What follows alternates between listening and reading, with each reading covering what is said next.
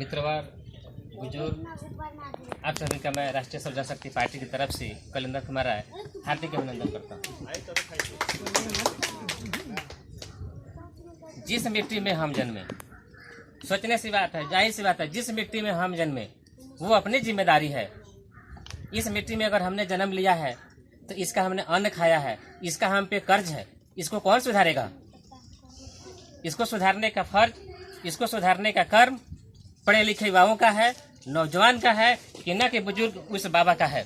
बाबा ने अपने उम्र में बहुत सेवा किया, हमें जीवन दान दिया, पाल पोस कर बड़ा किया। अब हमारा फर्ज है कि हम इस मिट्टी की हिफाजत करें और अपने बाबा का भी हिफाजत करें। ये बहुत दिनों से त्रासदी चली आ रही है। जैसे कि बंधु जी ने बताया कि बिहार में बाढ़ की विभीषिका, तो बाढ़ की विभीषिका आज वर्षों से चली आ रही है। ये कैसे कंट्रोल होगा? ये एक गुल्ली डंडा का खेल का विषय है, ये एक धंधा का विषय है, ये रोजगार बना हुआ है। कैसे रोजगार बना हुआ है ये आप चीज को समझ सकते हैं। जब हम मिट्टी के तल की सफाई नहीं करेंगे तो पानी का लेवल कहाँ आएगा? ऊपर आएगा ना, जाहिर सी बात है। जब पानी का लेवल ऊपर आएगा और किनारों को, उसको नदियों के धारों को क्या करेंगे? हम सिमट रहे हैं, तो फिर वो प्राकृतिक चीज है, प्राकृतिक देन है, वो नहीं सिमट सकती है। उसको निकलने का रास्ता चाहिए। डालते हैं 100 बोरी, हिसाब बनता है 1000 का। क्या है वो? घोटाला है एक तरह का। ये सफेद पैसा है, सफेद मनी है। इसको कंट्रोल करने का जरूरत है। एक ही सिक्के के दो पहलू हैं। 15 साल तुम किया, 15 साल हम करेंगे, फिर मेरा तुम्हारा मित्रवत चलता रहेगा। अरे बंधु, मैं पूछता हूँ आपसे, कब तक बिहार ठगा जाएगा? इसकी भी एक सीमा होनी चाहिए। आज दिल्ली से कोई भगाया जाता है, बेशक मेरा उसमें नहीं है, हम नहीं है, लेकिन कहीं ना कहीं आपका रिलेटिव वहां से जरूर भगाया गया है। आपके परिवार से कोई नहीं भागा, इस बात का मैं मानता हूँ। आप नहीं भागे हैं, लेकिन कोई ना कोई रिलेटिव वहां से भगाया गया है। सूरत से भगाता है, कभी गुजरात से भगाता है, कभी बम्बई से भगाते हैं। कहाँ कहाँ से बिहारी भागे? क्या भगोड़ा है? और उस मुद्दे पर हमारे राजनेता आवाज क्यों नहीं उठाते हैं? अभी हाल ही की घटना आप देख सकते हैं। जिन लोगों के भरोसे आज ये 10 करोड़ आबादी, बिहार की 10 करोड़ जनता चैन की नींद सोती है, वो बम्बई गया था तो उसके साथ एक कैदी की तरह से व्यवहार किया गया। उस मुद्दे पर हमारे राजनेता चुप हैं। तो बिहार में जितने भी विफलताएं हैं, चाहे वो किसी भी समाज में है, किसी भी विभाग में है, तो इसका एक ही उद्देश्य है, एक ही कारण है कि बिहार की राजनीतिक विफलता, राजनीतिक कमजोरी। आप उस चीज को याद रखे होंगे कि दिल्ली से किसी ने कहा था कि 500 का टिकट करा के आता है और 5 लाख का इलाज करा के जाता है। बात सही है? उस दिन हमारे राजनेता कहाँ थे? उनको पूछना चाहिए था ना कि भाई तुम ऐसा क्यों बोले हो? क्या ये भारत तुम्हारा है कि हम सबका है? अगर मेरा है तो तुम ऐसा क्यों बोल रहे हो? कल तुम्हारा हम चक्का रोक देंगे, कोई बोला था? आज जनता क्षण भर के लिए जागी है। महाराष्ट्र सरकार कदमों के नीचे है और बिहार की पुलिस को देखिए जांच करने का आजादी मिला है। ये जनता की जागरूक होने की जरूरत है। आप जागिए। शिक्षा पर मैं आपको बताऊं, 12,400 करोड़ रुपया प्रति वर्ष खर्चा होता है। क्यों खर्चा होता है? प्रचार में जाता है। आपको नहीं पता है कि बच्चे को पढ़ाना है? पता है ना? तो फिर 12,400 करोड़ का क्या बेनिफिट है? क्या ड्रॉप आउट जीरो है? हम बताएंगे क्या बच्चे को पढ़ाइए, तभी हम पढ़ाएंगे। ये तो हर आदमी समझ रहा है ना कि बच्चे को पढ़ाना है। तो फिर 12,500 करोड़ प्रति वर्ष प्रचार में जा रहा है। क्या है? 3,000 करोड़ हम देते हैं MDM में, मध्याह्न भोजन में। तो शिक्षा क्या बन गया है? 14 और ये 3 कितना हो गया? 15,000 करोड़ रुपया हो गया। 17,000 करोड़ रुपया हो गया। 17,000 रुपया खर्चा किए और ड्रॉप आउट क्या मिला? सरकारी विद्यालयों में कितने बच्चे हैं? कोई बता सकता है? सरकारी विद्यालयों की व्यवस्था क्या है? सरकारी विद्यालयों की व्यवस्था है सर, कहने का मतलब कि हमारा पंचायत है, ठीक है, जिम्मेवारी है पंचायत के जो मुखिया हैं अभी। तो अभी सिस्टम क्या है? कहने का मतलब कि अगर पंचायत में कोई बीमार है तो उसके लाश के जराने के टाइम में पैसा दो। वो बीमार है तब उसका इलाज कराने का पैसा मत दो। उसका भी जवाब शिक्षा व्यवस्था कैसा है इसका? मेरे कहने का मतलब था कि आप 17,000 करोड़ रुपया खर्चा किए। जिस विद्यालय में बच्चा पढ़ता है, मेरा भविष्य पढ़ रहा है, उसको बेंच दिए हैं बैठने के लिए नहीं कि चट्टी पर बैठता है? वो वो भी नहीं मिलेगा। आप 17,000 रुपया खर्चा किए, उसको बिजली दिए हैं बैठने के लिए? कौन है? हम जनता है, इसका आवाज कोई उठाने वाला मैं आपकी तरफ से आवाज उठाने के लिए आया हूँ। मैं आपको मांग कर रहा हूँ सरकार से, या तो सरकार तुम काम करो और ना ही तो इस बार तुम कुर्सी छोड़ दो। आपका पार्टी तो अभी आई हुई है ना, हम जिस विधायक MP MLA को जिताते हैं, हम वोट दिए हैं, तो पूछना तो हमारा फर्ज है ना उससे। बिल्कुल, आपको उस लेकिन व्यक्ति वो से चीज पूछना। हमारे पास नहीं है अभी तक, तो 70 साल 74 साल तो इसके झेल लिए चुके हैं। सरकार आपको एक अधिकार दिया है, RTI। जी आप RTI कर सकते हैं, ये मामूली पैसों में होता है। RTI कर दीजिएगा जब आपके घर आ जाएगा। जी अगर नहीं आता है तो जिस दिन आपका राजनेता आपकी विधानसभा में वोट मांगने के लिए आएगा, उस दिन आप इस बात को उसके सामने रखिएगा कि भाई हमारी समस्याएं ये है, तुमने हमारे यहाँ 5 साल राज किया है, क्या इसका प्रॉपर्टी दी हमको, हमने अपना बहुमूल्य चीज आपको मत दिया था। मत का कोई कीमत नहीं होता है। देखिए दिक्कत कहाँ होती है, जब हम मत का मूल्यांकन करते हैं, उसको जितना है चुनाव, पार्टियां वैसे लोगों को सीट टिकट देती हैं जो बूथ को कैप्चर कर ले। जी वैसे ही लोगों को पार्टियां टिकट देती है जो बूथ को कैप्चर कर ले। वैसे ही लोगों को पार्टियां टिकट देती हैं जो कब्जा कर ले, जनता को लुभा ले, जनता को पैसा से खरीद ले। जी उसमें हम भी दोषी हैं, आप भी दोषी हैं। अपने वोट का मूल्यांकन किए हैं, 5 आदमी है, 5,000 रुपये चाहिए। 5,000 में 5 साल जीवन है। ये मूल्यांकन हमने किया है अपने मत का। 5,000 में एक बकरी नहीं मिलता है और हम 5,000 में अपना ईमान बेच देते हैं। उस चीज को बेच देते हैं जो मेरा जमीर है, जी जो मेरी माता है, जिसका हम अन्न खा करके पैदा हुए, उसका कीमत 500 रुपया लगाते तो हैं। उसका लत लग गया है ना सर। तो इसी लत को बदलिए आप। आदत हम लग लोग गया इसी है ना। चीज को जगाने के लिए आए हैं जनता के बीच कि जनता इस बार अपने बारे में सोचे, अपने बिहार के बारे में सोचे, अपने इस जमीन के बारे में सोचे। उस किसान आज आत्महत्या कर रहा है। सरकार जब चुनाव का टाइम आता है तो गली गली और नली नली घूमने लगती है, आपके राजनेता घूमने लगते हैं, उसका पहले कोई नहीं आता है। नहीं आता। क्यों नहीं आता है? और आज अगर कहेंगे बाबू हम तुम्हारे यहाँ कंपनी लगाएंगे, मैं पूछता हूँ तुम 15 साल से चुनाव में था, सत्ता में था, तो एक सुई का फैक्ट्री नहीं लगाया, तो आप क्या लगाओगे? अब कुछ घंटा लगाएगा? ये कोई पूछने वाला नहीं। अब कोची लगाएगा? घंटा लगाएगा? बताइए ना हमको। पूछने के लिए लोग तो आया है ना। अब आप इस चीज का रिकॉर्ड मांगिए ना। आप फॉर्म भरे होंगे, मैट्रिक में पढ़े होंगे, इंटर में पढ़े होंगे, या किसी भी तरह का फॉर्म भरे होंगे। अगर 2 दिन लेट होगा तो 100 रुपये फाइन दिए होंगे। जी दिए है ना जी? हाँ जी आज 15 साल में आपके घर में पानी घुस रहा है। एक छोटी सी बात एग्जाम्पल आपको बताऊं, 20 लाख रुपए लगा करके हमने ये बिल्डिंग बनाया है, और रात में सोए हैं, कहीं पानी नहीं है। सुबह देखते हैं कि यहाँ तक पानी है और नीचे से खोद के निकल गया उधर। ये 20 लाख रुपए भरा करके गिर गया, इसका हिसाब कौन देगा? जिसका है वो देगा। वो क्यों देगा? नहीं तो सर यही ना घोटाला, हमारा मेरा बात सिद्धांत सुनिए, यही घोटाला है। तुम करते हो प्रति साल 8,000 करोड़ रुपया का बाढ़ यही में। पूछने वाला कोई नहीं है, जिसका है वो झेल रहा है। आप पहले बात को सुनिए, 8,000 करोड़ रुपया घोटाला तुम करते हो प्रति साल बाढ़ में, जी और 6,000 रुपये मेरा मूल्यांकन लगाए हो। न्योता करने चलते हैं चेंगला में मीठा और चिवड़ा लेकर के। हाँ जी क्या मेरा ये हैसियत है? आप उसका चिवड़ा मीठा लौटाइए, बोलिए कि बाढ़ का पानी रोको। बाढ़ क्यों आता है इसका चर्चा पहले भी हुआ है। नेपाल सरकार पहाड़ काट रही है, नेपाल गवर्नमेंट पहाड़ काट के अपना विस्तार कर रही है, जंगल काट के अपना विस्तार कर रही है, और बर्बाद कौन हो रहा है? बिहार हो रहा है। बिहार बर्बाद हो रहा है। जितना बाढ़ का तबाही बिहार में उतना यूपी में क्यों नहीं है? वहां नदियों का सफाई हुआ है, नदियों का बांध को मजबूत किया गया है, उसके तल को नीचे किया गया है। आप जाइए बालू निकालने की नदी में, आपके खनन के नाम पर फाइन होगा। मिट्टी खोदिएगा अपने खेत में से, खनन के नाम पर फाइन होगा। यहाँ के राजनेता लोग बिहार को बर्बाद करने का सुपारी खा लिए हैं और पड़ोसी राज्यों से पैसे लिए हैं। मैं बताऊं कैसे पैसा लिए हैं। बिहार में बिजली क्या यूनिट है? 7.5 रुपया। बिहार में बिजली बनता है 7 जगह।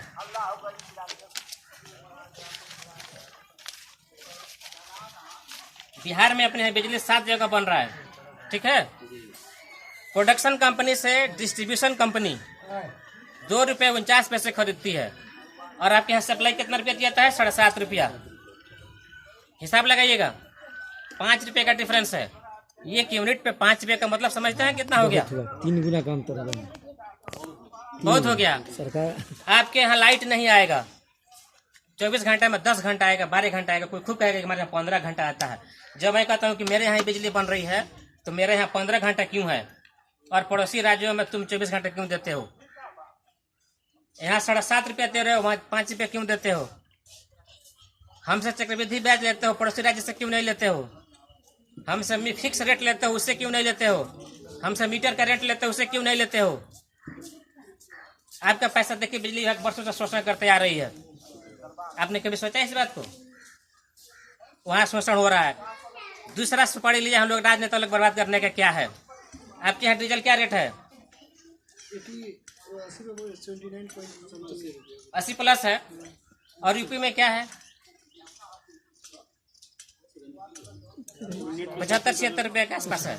6 रुपए का डिफरेंस है। 6 रुपए का डिफरेंस है। कोई भी आम जनता यहाँ से बताए, अगर आपको बहुत हुआ। एक मिनट चाचा, अगर आपको यहाँ से गोरखपुर जाना है, लखनऊ जाना है, आपको पता है कि मेरे यहाँ डीजल 82 रुपये लीटर है और यूपी में 72 रुपये लीटर है, 75 रुपये लीटर है, तो आप तेल कहाँ भरवाएंगे? यूपी में भरवाएंगे। तो आप पैसा किसको दे रहे हैं ले जाके? पड़ोसी राज्य को। उसका विकास होगा कि बिहार का विकास होगा? उसी का होगा ना, उसी का रोजगार बढ़ेगा ना, उसी का प्रति साल राजस्व बढ़ेगा ना। मेरा क्या होगा? हम खाई में जाएंगे। तो आपके राजनेता लोग बिहार को खाई में धकेल रहा है कि बढ़ा रहा है? क्यों धकेल रहा है? अगर मेरे यहाँ भी उसी रेट में तेल होता तो यहाँ विकास बढ़ता ना। कोई भी पेट्रोल पंप पे जो है 4 नोजल चलता था, आज कितना नोजल चल रहा है? 1 से 2 नोजल, तीसरा कहीं नहीं है। क्यों नहीं है? यह महंगाई है। ये महंगा सामान बेचते हैं, इनके बगल में दुकानदार सस्ता सामान बेचता है। जाहिर है उसी के यहाँ बिजनेस ज्यादा होगा, कोई उसी के यहाँ जाएगा। तो बिहार 99,200 किलोमीटर का क्षेत्र का एरिया है। आप 40 किलोमीटर का एवरेज निकाल लीजिए, कितना किलोमीटर हो गया? ये सारे जोड़ करके चौहत्ती का जो हमारा रेशियो है बिहार का, ये हजारों करोड़ रुपया पर साल नुकसान में जा रहा है। पैसा राजस्व नुकसान होता है, व्यवसाय खत्म हो रहा है, उद्योग खत्म हो रहा है, और पेट्रोल कर में क्या है? ऐसे बैठ कर देखता है कि कोई गाड़ी वाला मेरे तरफ आ जाए। जाहिर सी बात है। घर में भोजन नहीं है, पंप पे तेल महंगा है, रोजगार नहीं है, शिक्षा नहीं है, क्या होगा? दिल्ली जाइएगा तो कहेगा भागा चले बिहारी, कहेगा नहीं भागा बिहारी को। और वही नतीजे देखते हैं, कभी दिल्ली से भगाता है, कभी बम्बई से भगाता है, कभी कहीं से भगाता है। बिहार में 25,000 छोटी बड़ी उद्योग कंपनियां बंद हैं। 7,000 करोड़ रुपया लगा करके बरौनी का खाद कारखाना चालू हुआ था, उद्घाटन नहीं हुआ आज तक। 27,000 लोग उसमें काम करता। आज उसका स्थिति जाइएगा, वीडियो हमारे पास दिखाऊं। 27 में 10 से गुना कीजिए ना। एक आदमी कमाएगा तो 10 आदमी मिला करके चलाएगा ना, तो 2,70,000 3 लाख आदमी जो है इसी तरह भूखमरी का शिकार। तो बिहार के राजनेता बिहार को बर्बाद करने का पक्का सुपारी खा लिए हैं। आपका कोई मंत्री कहता है कि हम देश को सस्ता श्रमिक देंगे, सुने होंगे आप लोग? कोई बोला था ना मंत्री के सस्ता श्रमिक देंगे देश को, क्या भैया याद है आपको? बिहार के मौजूदा उप मुख्यमंत्री सुशील कुमार मोदी। हाँ, ये बोला था ना कि हम देश को सस्ता श्रमिक देंगे। तो सस्ता श्रमिक किसको बोलते हैं? जो चिमनी पे काम करता है, रेजा। इसका मतलब क्या? ये पढ़ा लिखा इंजीनियर, इसको सस्ता श्रमिक बनाइएगा? वो काम करेगा आपके यहाँ, जाएगा दूसरे राज्यों में जाएगा जहाँ इसका अच्छा रेट मिलेगा। हर कोई अपना रेट लगाता है, जहाँ इसका अच्छा रेट मिलेगा जाकर के वहाँ काम करेगा। ये नतीजा देख सकते हैं कि गूगल का जो है वो कहाँ का है, बड़े बड़े जो कंपनियां हैं वो कहाँ के उसका फाउंडर है। ये इंडिया आदमी चलाते हैं, वो यूज करते हैं, वो पैसा। गूगल का सुंदर पिचाई है, सुंदर पिचाई, आज पूरे दुनिया में उसका चल रहा है। यहाँ से चला गया वो, सिम्बोसिस MBA करके गया था। गोपालगंज जिले का भोरे का एक डॉक्टर है, अभी चांद पे है वो। उसका यहाँ मूल्यांकन नहीं हुआ, वो नासा में चला गया। कहीं नहीं जाएगा, विश्व का सबसे बड़ा यूनिवर्सिटी में। गोपालगंज जिले का भोरे गांव का निवासी अभी चांद पर है, और कहाँ काम करता है? नासा में। इसरो में क्यों नहीं किया? इसरो हमारे देश की रिसर्च कंपनी है, इसमें क्यों नहीं किया? वो नासा में गया, क्यों गया? उसका मूल्यांकन यहाँ नहीं लगा। तो जिसके पास कला है, जिसके पास हुनर है, वो ज्यादा देर तक इस लिफाफे में बंद करके नहीं रहेगा। वो उसको काबिलियत के हिसाब से उसका मूल्यांकन चाहिए। तो जरूरत है सरकार को बदलने का। सरकार आपका मांग पूरा नहीं किया, सरकार आपके परिवार को रोटी नहीं दिया, आपके बच्चों को शिक्षा नहीं दिया, आपके यहाँ कोई उद्योग नहीं लगाया। सरकार को बदलिए। बिहार की जनता आज पहली बार सरकार को नहीं बदल रही है, वर्षों से बदलते आ रही है। फिर जब सरकार बदलिएगा, आपका मंत्री नहीं कहा था कि बदलिए सरकार, जब सरकार बदलेगा तभी विकास होगा। देखिए एक जगह और बिहार के पैसे कैसे नुकसान हो रहे हैं। जब देश और प्रदेश में किसी भी बिहारी का नौकरी नहीं लगता है तो वो कहाँ जाता है? नहीं लगता है तो फिर वापस घर आता है, दूसरा कहाँ जाएगा? जब बिहारी का देश और प्रदेश में नौकरी नहीं लगता है और बच्चा दूध के लिए जब रोता है, रात में बाजार से खाली पैकेट लेके आता है, खाली पैकेट, और जब रात में बच्चा दूध के लिए रोता है तब उसको लगता है कि भाई पैसा कमाना जरूरी है, विदेश जाता है, तब वो विदेश खाने की तरफ जाता है, खाली देश। यूरोप की तरफ जाता है। तो यहाँ उसके लिए भी व्यवस्थाएं नहीं है। उसको जाना होगा बॉम्बे, उसको जाना होगा दिल्ली, आपके भी गांव परिवार का कोई न कोई होगा। एक बार वो विदेश के लिए बम्बई जाता है तो मैं बताऊं 1500 रुपये में नहीं जाएगा वो बम्बे। जाएगा बम्बे जाने के लिए कि आम आदमी को कितने पैसे की जरूरत है? कम से कम 10,000 रुपये लेकर के वो जाएगा। 10,000 रुपये लेके जाएगा तो वो इंटरव्यू दे के आएगा। उसके बाद फिर उसको जाना है मेडिकल के लिए। तो मेडिकल के लिए जब जाएगा तो ये खर्चा हो जाता है फर्स्ट ट्रिप में 10,000, सेकेंड ट्रिप में 20,000। कितना पैसा हो गया? 30,000। जब फ्लाइट के लिए जाएगा तो फिर उसको 10 रुपये और खर्चा हो गया एडिशनल। कितना दाम हो गया ये बताए कोई? 40,000। और विदेश का काम कितना पे होता है? 25 से 30,000 रुपये ऑफिस चार्ज है। 25,000 रुपये ऑफिस चार्ज, 10 से 12,000 रुपये ट्रैवलिंग का उसका जहाज का किराया है जो भेजा है ऑफिस। मतलब कुल मिला करके ये 45 से 60,000 रुपया ये इसका जेन्युइन खर्च है। और ये एडिशनल खर्च कितना है? 40,000। कोई भी आदमी 1 लाख के नीचे विदेश नहीं जाता है। 1 लाख प्लस 1 लाख लग जाता है, लेकिन जेन्युइन खर्च अगर कितना है? 60,000 रुपया इनफ है। 30,000 रुपये इनफ है। भाई 30 अगर हम 60,000 मान लेते हैं तो 60,000 रुपया इनफ है उसमें जाने के लिए। लेकिन मेरा लगता है कितना है? 120। 1 प्लस का भी है, 1 प्लस का भी है उसके विदेश जाने के लिए। तो मैं पूछता हूँ एक बात बताइए, यहाँ से कोई विदेश नहीं जा सकता है क्या? अगर हम यहाँ अपने राज्य में ट्रैवलिंग एजेंसी खोल दें तो उसका यहाँ इंटरव्यू नहीं हो सकता है।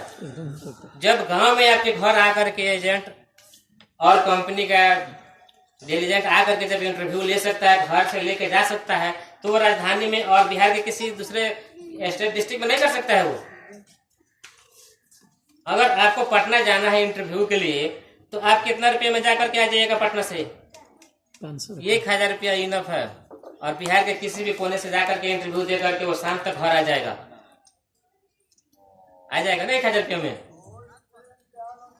तो 1,000 का काम हम कितना में कर रहे हैं? 10,000 रुपया में करते हैं। 1,000 का काम 10,000 में किया, फिर दूसरे बार हम गए मेडिकल के लिए तो 5-7 हजार रुपये मेडिकल करा करके वो 7-8 हजार में घर आ जाएगा। 20,000 लगता है। तो 10,000 रुपये ये मान लीजिए कि ये हो गया। फ्लाइट यहाँ से भी हो जाएगा। अगर हम सारी व्यवस्था यहाँ से कर दें तो 50 से 60 हजार रुपये इनफ है हर एक आदमी को विदेश जाने के लिए। क्या ऐसी व्यवस्था बिहार में नहीं हो सकती है? होना चाहिए ना इसको। लेकिन आज तक इसको किसी ने नहीं किया। क्यों नहीं किया? सब लोग चाहते हैं कि चुनाव में पैसा खर्चा किया, मेरा कैसे आएगा। सब लोग अपना रिकवरी करने के चक्कर में लगे हुए हैं, चाहे वो कोई भी राजनेता हो। पार्टी यही चाहती है कि इस कालाबाजारी को बंद करो। पार्टी का सोच यही है कि इस कालाबाजारी को बंद करो और यहाँ अपने स्टेट से ही अंतर्राष्ट्रीय इंटरव्यू सेंटर खोलिए। यहाँ से ट्रैवलिंग सेंटर खोलिए और फ्लाइट भी यहीं से दीजिए। क्योंकि बिहार में 28 एयरपोर्ट है, 1-2 नहीं, 28 एयरपोर्ट है। किसी भी एयरपोर्ट से अगर फ्लाइट देना हो तो बॉम्बे इतना महंगा नहीं आएगा वो।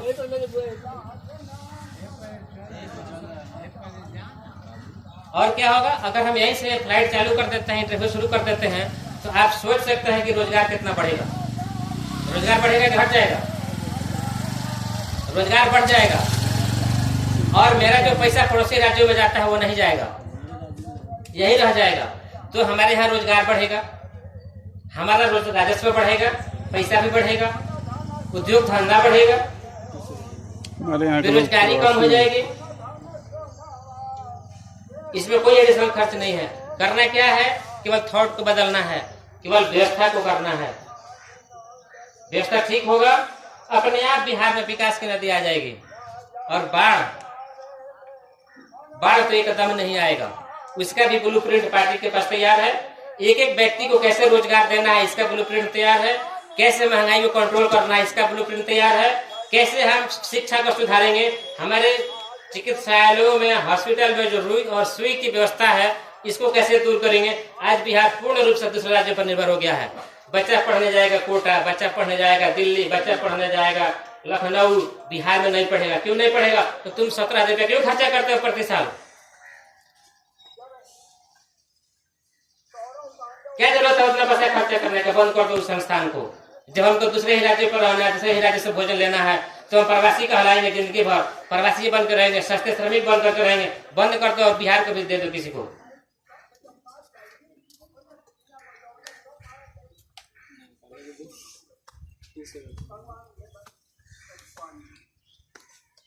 कोई इसमें एडिशनल चार्ज नहीं है, कुछ भी नहीं करना है। बस केवल जनता एक बार अपने विचार बदले, अपनी सोच बदले और अपने राजनेताओं से पूछे कि ये चीज था, आपने बिहार को गरीबी बनाया, हमारे बच्चों को शिक्षाएं नहीं दी। एक ही मेरा बच्चा आज वर्षों से एक ही क्लास में पढ़ रहा है। पढ़ते पढ़ते उसका नौकरी की उम्र खत्म हो गई, उसको नौकरी नहीं मिला। हर एक परिवार की तरह से कि बच्चा पढ़ लिया, नौकरी का उम्र खत्म हो गया, उसको नौकरी नहीं मिली।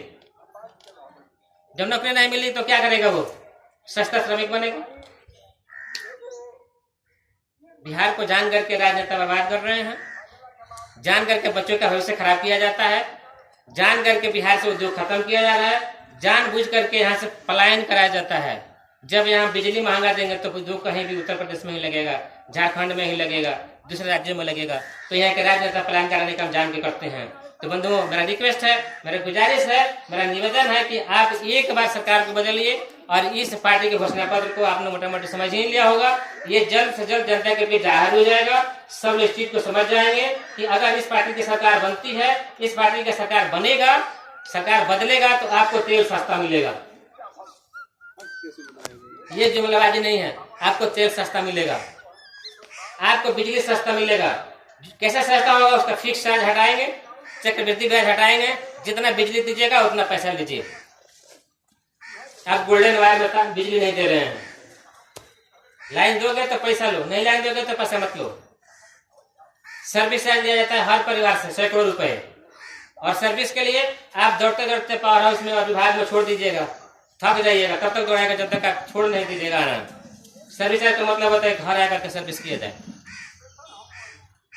जब घर आकर के सर्विस होगा तब जनता को राहत मिलेगा, नहीं तो वो तो बैठा है बाबू बन के। और जो हमारा सुरक्षा कर्मी है वह भी सुरक्षित नहीं है। सभी थानों में 72 की गाड़ियां दी गई हैं, सभी थानों में 72 की गाड़ी है, और जो क्राइम करता है वो चलता है अपाची से। तो पकड़ पाएगा कभी उसको? जो गन उठाया है, जो राइफल उठाया है, वो भी है 72 साल का, और जो भाग रहा है वो 20 साल का। कभी नहीं पकड़ेगा, वो कभी कवर नहीं होगा। उसको अपनी सुरक्षा नहीं है, क्या करेगा? उसके पास आधुनिक गन नहीं है, उसके पास भी गन 72 गई है, उसके पास जो गन है वो 72 का है। आज फोर्स को, पुलिस को आधुनिक वाहन की जरूरत है, पुलिस को आधुनिक गन की जरूरत है, और हर एक पुलिस कर्मी को, हर एक पुलिस पदाधिकारी को बुलेट प्रूफ जैकेट की जरूरत है। तब जाकर के वो लीडर होगा। जब प्रशासन लीडर होगा तभी जाकर के क्राइम का रेशियो कम होगा। क्राइम को जानबूझ के बढ़ाया जा रहा है, और कहते हैं कि बिहार में सबसे ज्यादा ग्राफ है क्राइम का। तो क्यों है? उसको प्रमोट किया जा रहा है, उसी को बढ़ावा दिया जा रहा है। तो इस सारी पहलुओं को जनता एक बार अवलोकन करे और राजनेताओं से पूछे, राजनेताओं से जानना चाहे कि भाई आपने कुछ नहीं किया है कि इस बार आपको वोट नहीं मिलेगा। इस बार वोट उसी को मिलेगा जो हमारी मांगों को पूरा करेगा, या जिसमें हमारा छवि दिखेगा, जो हमारी बातों को समझता है, उसी को वोट दे इस बार जनता। मैं ये नहीं कहता हूँ कि आप मुझे वोट दीजिए, बेशक आप जहाँ हैं रहिए। एक बार अपने प्रदेश के लिए सोचिए, एक बार अपने बेटी के लिए सोचिए, एक बार अपने बच्चे के लिए सोचिए कि आपका बच्चा वर्षों से एक ही क्लास में पढ़ रहा है, पढ़ते पढ़ते खाली उसको एक ही चीज की सूचना मिलती है कि परीक्षा कैंसिल है। उसको ये पता नहीं है कि परीक्षा कब होगी। पेपर लीक हो गया है। उसमें एक चीज का पता चलता है कि परीक्षा कैंसिल है, फिर कब होगा ये उसको जानकारी नहीं है।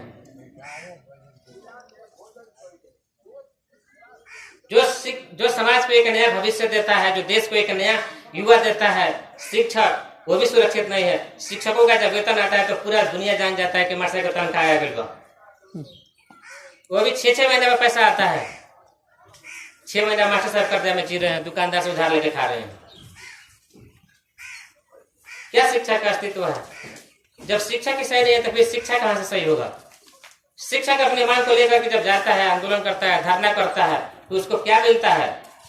आंसू गैस के गोला, पानी का बौछार, पुलिस का डंडा, ये शिक्षकों को फरमान में मिलता है।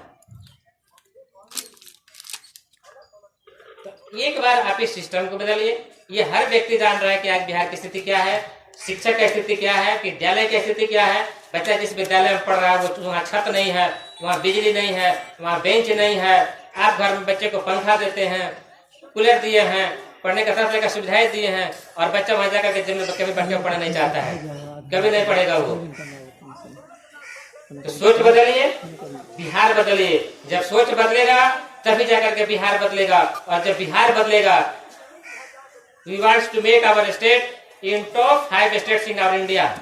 हम बिहार को, जो भारत के 5 टॉपेस्ट स्टेट हैं, प्रदेश हैं, उसके तुलना में बिहार को शामिल करना चाहते हैं कि बाहर के लोग हमारे यहाँ पढ़ने के लिए आए, बाहर के लोग हमारे यहाँ चिकित्सा कराने के लिए आए, इलाज कराने के लिए आए, बाहर के लोग हमारे यहाँ फ्लाइट के लिए आए। उस दिन जाकर के मेरा सर ऊंचा होगा। तो ये एक आदमी का सोच नहीं है, एक आदमी की विषय वस्तु नहीं है, एक आदमी के सोचने से नहीं होगा। एक आदमी आगे चला है, जनता का उसको साथ चाहिए, जनता को उसको साथ देना पड़ेगा, तब जाकर के आपका इज्जत रहेगा, आपके समाज का मान बढ़ेगा, आपके परिवार का इज्जत बढ़ेगा, आपके प्रदेश का इज्जत बढ़ेगा, और आपको रोजी रोजगार भी मिलेगा। रोजी रोजगार के लिए सबको मेहनत करना पड़ेगा, सबको सोच बदलना पड़ेगा, और सबको आगे आना पड़ेगा। खासतौर से नौजवानों को विकास की राजनीति में शामिल होना पड़ेगा, तभी जाकर के बिहार विकास करेगा। और बिहार में उद्योग की क्रांति बहेगी, रोजगार की क्रांति बहेगी, और बाहर के लोग हमारे यहाँ शिक्षा और चिकित्सा के लिए आएंगे।